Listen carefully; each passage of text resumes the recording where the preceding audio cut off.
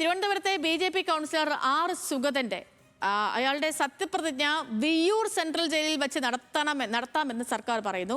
സംസ്ഥാന ആഭ്യന്തര വകുപ്പ് ഹൈക്കോടതിയിൽ നിലപാട് അറിയിക്കും. കാപ്പ കേസിൽ ജയിലുള്ള സുഗതനെ ജയിലിന് പുറത്തുവിടാനാകില്ലെന്ന് സർക്കാർ. തിരുവനന്തപുരം കോർപ്പറേഷൻ കൗൺസിലറായ സുഗതൻ സത്യപ്രതിജ്ഞ ചെയ്യാൻ അനുമതി തേടി നൽകിയ ഹർജിയിലാണ് മറുപടി.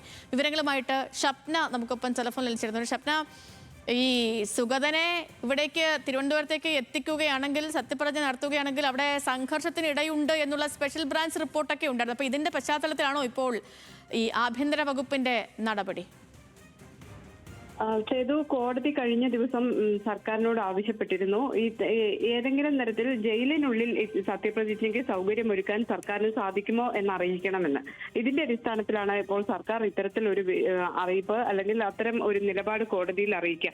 രേഖാമൂലമുള്ള നിലപാടായിരിക്കില്ല. കോടതി ആവശ്യപ്പെട്ടാൽ ആ വാക്കാലുള്ള നിലപാട് സർക്കാർ അറിയിക്കും. ആഭ്യന്തര വകുപ്പ് അത്തരത്തിലൊരു തീരുമാനമാണ് എടുത്തിട്ടുള്ളത്. കാരണം ഈ കേസുമായി ബന്ധപ്പെട്ട് സുഗതൻ സത്യപ്രതിജ്ഞ ചെയ്യാൻ സാധിക്കാത്ത സാഹചര്യം. ഹൈക്കോടതി തന്നെ നേരത്തെ 4 ആഴ്ചക്കകം ഈ BJP കൗൺസിലർമാരുടെ വീണ്ടും സത്യപ്രതിജ്ഞ ചെയ്യണം എന്ന് നിർദ്ദേശിച്ചിരുന്നതാണ്. ആ സമയപരിധി കഴിഞ്ഞു പോവുകയും ചെയ്യും. അതിനിടെയാണ് ഈ കാപ്പ കേസുമായി ബന്ധപ്പെട്ടിട്ടുള്ള ഈ വിവാദം ഉണ്ടാകുന്നത്. സുഗതൻ കാപ്പ കേസിൽ അറസ്റ്റിലായി. എന്നാൽ വധശ്രമ കേസിൽ സെഷൻസ് കോടതി ജാമ്യം അനുവദിച്ചു. പക്ഷേ ഈ കാപ്പ കേസ് ഉള്ളതിനാൽ പുറത്തിറങ്ങാൻ പറ്റാത്ത സാഹചര്യമുണ്ട്. അതുകൊണ്ട് തന്നെയാണ് സുഗതൻ ഹൈക്കോടതിയെ സമീപിക്കുന്നത്. ഹൈക്കോടതിയെ സമീപിച്ച് തനിക്ക് സത്യപ്രതിജ്ഞ ചെയ്യാൻ അവസരം ഒരുക്കണം, സർക്കാർ അതിന് തടസ്സം നിൽക്കുന്നു എന്നതായിരുന്നു കോടതി അറിയിച്ചത്.